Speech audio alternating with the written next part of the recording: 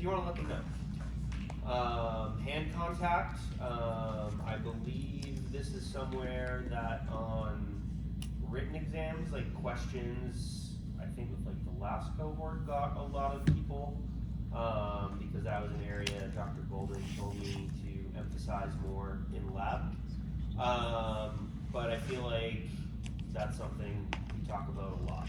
So understanding which side of the joint you're on to elicit a strengthening response from the muscles you're looking for, and where is the best hand contact to apply. Usually it's going to be distal, similar to with our assessments, our NFTs. Interpretation, this is where, muscle strength. There is no choice of exercise. That was part of the practical used to run a little differently. But explanation, it looks so similar that we're looking at a different technique, and again, all of these things are similar to what we were doing before. Application, full range of motion, that's where it doesn't say, passively take them through full range or assess their active range of motion.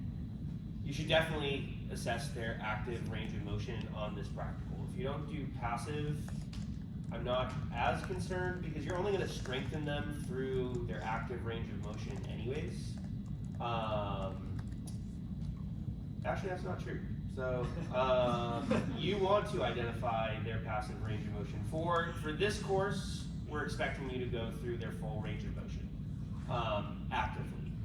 So on the practical, we're not going to tell you, we're not going to say, oh, there is a 10-degree difference in their passive range of motion versus their active range of motion. How are we going to strengthen them at end range?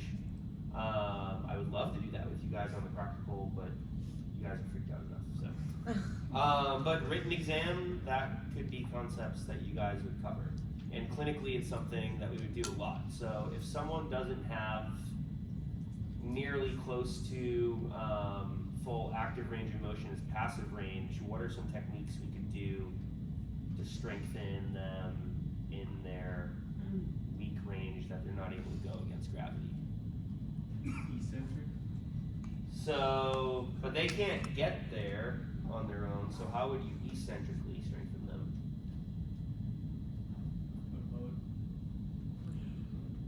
So, are you going to just eccentrically strengthen them through, so we're talking about... Gravity eliminated? What's up? Okay, that is good. So, we're talking about a patient who has 180 degrees of shoulder flexion passively, but maybe they only have 100 actively. How are we going to strengthen them so that they can go through their full range? Passively bring them to their full range and then eccentrically adjust.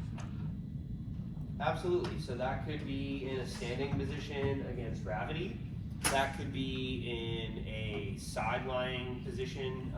You probably wouldn't make that eccentric because it really wouldn't be slowing down the load against gravity at all. But you can do concentric reps. So if you're trying to strengthen shoulder flexion and you're having them do like a flexion raise in a sideline position, what muscles are being active after they reach this range and going back down? Sideline. They're in sideline. So you have the patient side-lying, now they're able to go through their full range of motion. What grade is that? 2. Very good. Was it? And then, so what muscles are active during this phase of the motion? Deltoid. Deltoid will definitely be one. Abs What is it? supraspinatus and middle toe. Or your abductors.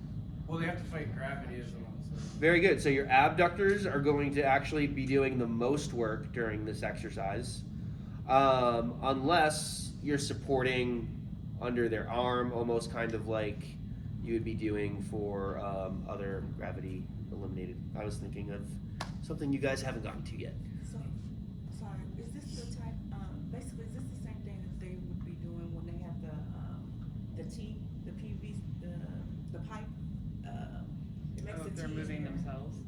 Okay, that's another great option. So for a home exercise program, you can do it in sideline. I usually don't. Sometimes, no, I've seen it done standing. Yeah, so standing, you have them use a PVC pipe and bring their arm up overhead. If they're just holding on the whole time, that's like an active assist range of motion, so you could be cueing them. You're still trying to flex your shoulder, this hand is just helping you. Or you could, how would we do, you talked about eccentrics, right? So how could I use the pipe to really focus on eccentric control? Give it to them, and then is it like a pipe full of sand or something like that? It doesn't have to be. Just makes a team. Like a cane. What's up? Okay. I don't know. That seems so light. It's not meant to be a weight. Yeah, it's not meant to be a weight. So why would I use, so you want to focus on eccentric exercise. I'm holding a pole to bring my arm up overhead. How can I use that pipe as part of creating an eccentric focused exercise for shoulder flexors? You bring them to end range and then just have them lower. Yeah, and then can they let go of the pipe up top, and now can they lower controlled? Yeah. Even if it's fast, they're still getting some eccentric control through that range. If you bring them up here and their arm is just kind of like dropping or there's pain, obviously you don't want to do that. But again, that's another way to change parameters of your exercise to focus on, your goal was I want to eccentrically strengthen them. Eccentric strengthening through this range is not going to carry over very much necessarily to their strength up here. If they're able to flex their shoulder actively and hold at like 100 degrees, you could also have them do what at 100 degrees? If you want to increase their range of motion. You could just have them hold. Isometric. What do we know about isometric exercises? Have you gotten through muscle physiology in your learning units yet? Yeah, it's like the most contracted form of the muscle, right? Like most of the power comes from So they'll tell you that your eccentric contraction will produce the most force, but an eccentric contraction, or generally any strengthening, but particularly isometric because you're going to hold that position longer, you will have strength benefits in varying degrees, whether it's specific. So I'm at 100 and I'm holding isometrically here. That means I'm getting strengthening at 105 degrees. That means I'm getting even less strengthening at 110 degrees. So when you guys go through your learning units, definitely understanding whatever your chart says as far as like either percentage or degrees of range of motion outside of where you're doing that isometric hold, it will carry over into strengthening in that range. So part of your treatment program could be isometrics at 100 degrees today. Next time I see you, we're going to try and do isometrics at 105. And then you combine this with some of the other techniques that we talked about. If the goal is to increase their overhead range of motion, chances are there might be some other impairments you're addressing as well. But if we're purely talking about how to strengthen and increase range of motion, those are some ways to do it. So does it kind of make sense how changing, you can have someone holding a PVC pipe and doing this, but there's little tweaks you can make to make it a very, very different exercise. Okay. You guys ready to start learning some techniques?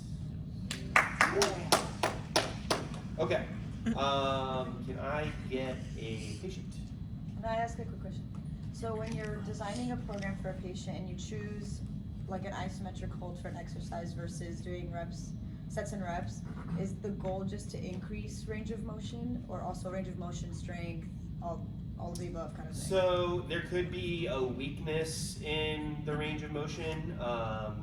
So for instance, if you're working with like athlete who has like pretty good concentric strength, but you feel like they should be able to squat more, A lot of people have weakness in the bottom of their squat, so you're doing like squat holds to build stability in that position where there's a transfer of weight. So if they're not stable there, now it's not really to increase range of motion, it's to increase stability at a weak point. When you're going through doing an MRE, again, if there's a weakness in the mid-range somewhere that they shouldn't have, you can do isometrics there. So there's a lot of different reasons. There's never gonna be, this is the only reason. I can't think of anything offhand. I'll try and think of one by the end of the day. But I don't think there's a lot of stuff we do that there's only one reason to do that thing. Post-op, you might start with isometric so that, like, if they just had a repair, so that you're not pulling on and moving through new sutures or something. Isometric, yeah, so like I said, that wall exercise where you're pressing into the towel, it's meant to be a super light contraction, and that's gonna be your safest contraction. Could it also increase like neuromuscular connection as well? Teaching those muscles how to turn back on. Right. I'm only thinking about like doing like a clamshell hold versus sets and reps of a clamshell with a band. So like a lot of the patients in the clinic would always ask me like, why am I holding it versus like doing the strength? Where were they holding it? At so we're doing clamshells. Where are you gonna have them hold it in the range? Are you gonna have them hold it up here? Is there a band? They would probably hold it closer to end range. So with a band With the resistance band, then? yeah. Because if I'm holding at end range here, is there gonna be like a ton of resistance? Not really. Yeah, because as I'm going through this, right here is actually the most weight gravity is going to be applying. And then out here, why does it feel harder out here? Be more tension from the band. Externally Well, rotating too. Okay, so say there's no band. Why would it be harder? Why would it feel harder to hold here? Very good. The muscle is completely contracted. So even if it's not a two joint muscle, at the end of the range where all the sarcomeres are locked, you can still get that active insufficiency kind of feeling. So yeah, so if you have a band, there will be the most tension here. It's going to feel a lot harder for a couple different reasons. Functionally, you might have reason. Not a lot of people are doing a lot with their muscles active out here. I've never done this clinically, but now that we're talking about this, you could have patients do holds Like and small mid-range? reps through this range. Okay. Because if you're just trying to get them to stop going into knee valgus during gait, they're not going to need to have all that strength and control out here, but Right. controlling in that specific range could be very important. So if it was gait focused, I might actually start doing this with patients. I learned stuff in here too. Have you ever done that? You do. He's been doing it the whole time. She's like, I'm gonna do it too. I do more.